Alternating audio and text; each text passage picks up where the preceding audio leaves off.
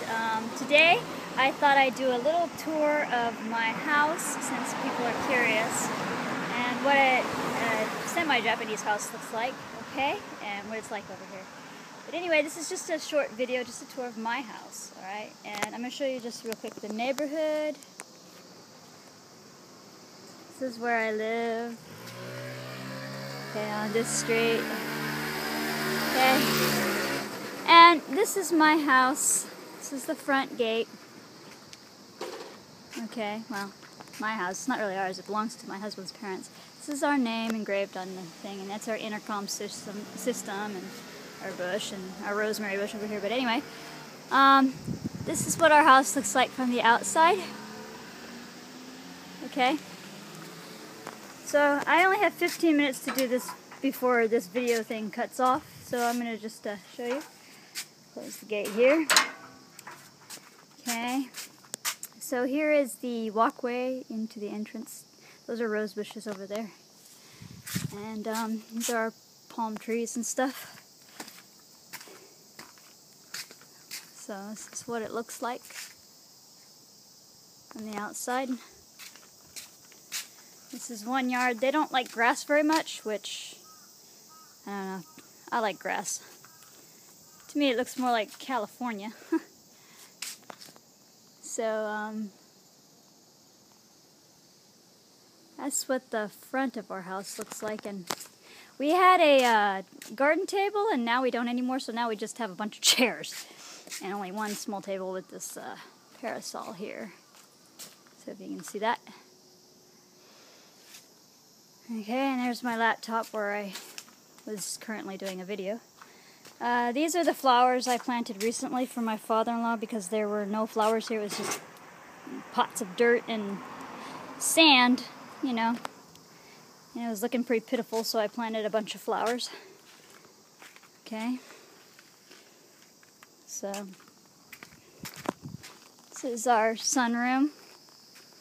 It's off the kitchen, second floor. This is where we hang our laundry. See, in Japan, people don't dry their clothes normally in the dryer. They hang them out to dry. Okay, and the sun does a pretty good job of drying everything out. Because the electricity is so expensive over here, especially since the rollbacks, you know, the mandatory blackouts and stuff that we've had in the past, and because of the nuclear reactors, you know. So everyone is conserving energy. So we use the sun in our case. Okay, so going on in, this is the hibiscus I planted and some other plants. Another hibiscus I planted and rosebush and our palm trees here. Okay. In the winter, I decorate the whole front yard with Christmas lights and it looks pretty cool. Alright, so let's go inside. Okay, this is the front entrance, and as you know, Japanese people do not wear their shoes inside, so they take off their shoes in this space here. Okay? And today's temperature, we have it in Fahrenheit and Celsius. It's it's blurry when you get up close. Anyway, it's 93 degrees Fahrenheit. It is 35 degrees Celsius. Okay? That's our front here. My family went to Canada before I came here, so that's what that moose is all about. Okay, and they're anyway, so this is the hallway. Okay. And this is the bedroom. Well, it's actually a living room. It was turned into a bedroom after I had my first son to fit all four of us in here. So this is where we sleep. There is no privacy, you know, so this is where we sleep and watch TV and whatever. And this is the tatami room, the traditional Japanese room. Tatami mats made out of straw. Okay, with the washi rice paper windows here. Okay, and those are new shoji doors that we just had replaced because my son put holes and tears in the last ones, and we had been dealing with those holes for a while. But this is where we sleep. my children and my husband and I. It's a chandelier. See, it's a living room actually. Okay, and this is the hallway, closet, walk-in closet here, and my little tapestry here thing, and they're little idols that they protect the house with. They think these are the demons that are supposed to protect the house. They finally did type those down, but see how they think that there's good demons and bad demons here, and these bad demons are supposed to chase out thieves and stuff if they come in. And they're not supposed to tape the bottom, and they didn't have them taped for a long time, and every time they would open the door, the paper would curl up and their feet would get stuck in there. So, but they started taping that down just recently. Actually, it's a little bit yellowed, but they had it, but I mean over the last year. They've had these up for years. They started this year taping them down. This is the study room. It's actually where I teach. It's a classroom as well. It's a little bit dirty right now because my kids are working on their science projects and studying and stuff, so it's kind of a mess. This is my son's planetarium thing where it's a helmet where he's going to put some glow pen star constellation stuff inside, and you put it over your head and you look at the lights with a black light. And this is where I was teaching recently about occupations. And so my printer and my textbooks and stuff here that I teach with here are in here. It's a mess though today. Alright, so here is the laundry room. Okay, also too, over here. Hold on, sweetheart. This is my daughter. Her hair is all messy because she was sleeping. Okay, and this is what a Japanese bathroom looked like. It's a Western bathroom, see? But unlike Japan, oh, I know, there's a toilet brush up there. I keep on putting it back in its little compartment, and they keep on putting it at the top. I know.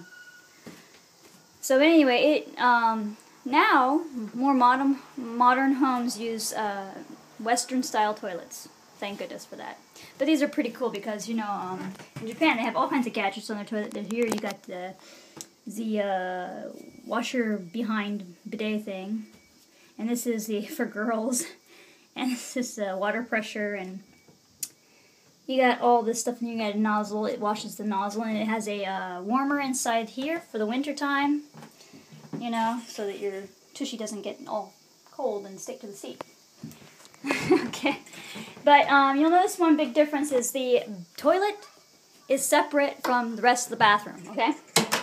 And that's different from the States. Okay. So in here is the washroom with the washroom/laundry room, okay, and so you've got your sink and your mirror, and you've got the washing machine. Everything is electronical, computerized, electronical stuff, so, you know, you turn on a button and you know, adjust, you know, things like that. But anyway, that's what the washing machine's like here. And here, this is the shower room/bathroom, okay. Now, an interesting thing about Japanese homes is the bathtub is very, very deep. Okay, when you sit down, it comes up to your shoulders. Okay, so it's quite deep, and it feels very good. It's very nice once you get used to it, but at first, the water pressure on your chest is actually uncomfortable. Okay, so this is a typical Japanese bathroom. Okay, and unlike the United States, you can't, like, over here, when I first came here, I had a real problem because, you know, as we know, red is hot and H is hot, of course, and the blue is cold, right? And, you know, in the States, it's just, you know, you turn right for hot water and left for cold, right? Well, when I first came here, I turned it like this. At first, it doesn't move. You know, you can't, it's like this now, but at first, you know, you had to push the button, and it wouldn't, you know, move. But anyway, you push this red button, and I had it towards here, waiting for the hot water to come out, and I stood here for like 5 minutes waiting for the hot water to come out, thinking, you know, like, yeah, it's going to be like America, right? No, you have to turn on this computer first over here. Okay? And this computer, this is like the bathtub regulation thing over here, and this is all for the bathtub. And this is for This is for actually water temperature, but there's two different water temperatures, you know, like this is for the bathtub and this is for the actual shower. And you got to program it, okay? Everything is computer programmed over here. And this has been like this since I got here 16 years ago. So this house was built 30 years ago, and they started installing computers probably about close to 20 years ago. So, you know, everything is computerized. Not like the States, you know, so everything's a bit more complicated. Alright, here is the kitchen. This is the actual place where we do cooking. Okay, and here's the the gas stove here, the gas stove range, and coffee pot, rice cooker, my daughter, the sink. Up here is the ventilation system, and this is their microwave here, and the rice storage compartment bin thingy, and this is their altar. This is the Buddhist altar where they offer food to the dead, to their dead ancestors. You can see up here, they offered if you've had a stillborn child, or we've had a death in the family, there's been actually 3 stillborn children, including one of mine. Well, not stillborn, but died before being born, you know, so 3 children here. So there's candy and stuff that they offer to the altars here. I don't, but they do, and they offer flowers and stuff to appease the ancestors, and they ask for protection. They come up here and they give them rice, and they offer these incense sticks. Okay, they burn incense for them, offer them liquor and stuff. Okay, so this is a Buddhist shrine, okay, in the house that they pray to every night and every morning as well. Okay, so please pray for them that this would be, you know, that the Lord would break this bondage, okay, this ancestral worship bondage. We don't have an actual oven over here, okay. This is a fish grill where you grill fish. It's quite small. What? This is the oven. I don't know if it's very small. You can probably cook 6 cookies at a time. And there's my husband's cigarettes that somebody hid in there. Put them back in there. Alright, refrigerator and freezer are together here. Dish cabinet. Air conditioning. This is the kitchen, the other part of the kitchen, kind of the dining area. And we have a sofa that surrounds the table. Yes. And yes, the dog cage is in the kitchen where we eat. Okay, because it's extremely hot in the sunroom right now, so. Yes, and our dog, Choco. Hello, Choco-chan. Okay, and, well, they worship everything but Jesus. So, you know, you got a zodiac on here. And you've got the Shinto altar that they also light candles and give water and these leaves to, okay? And the red doll in the back is a Daruma. That's a wishing doll that they make wishes on, and these are protective. They get these sticks that they have their names written on, these plaques here that you see with the ribbons on them. They have their names individually written on there to protect against curses or whatever. If you've noticed something interesting, there's the sundial thing with the wings on it, like Babylon religions, okay? And they pray to this. This is the Shinto religion here. So they have Shintoism and Buddhism and astrology in the same house, okay? And they pray to this. They believe that their emperor, and you know, is a descendant of God, okay, of their god, which is a female god called Amaterasu.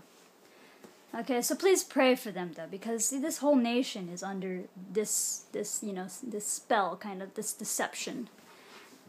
Okay, and that pretty much concludes the tour of my house. I'm going to go to the back real quick and show you the backyard that I did. I only have 8 seconds left. Okay, so this is my backyard where I planted all the flowers.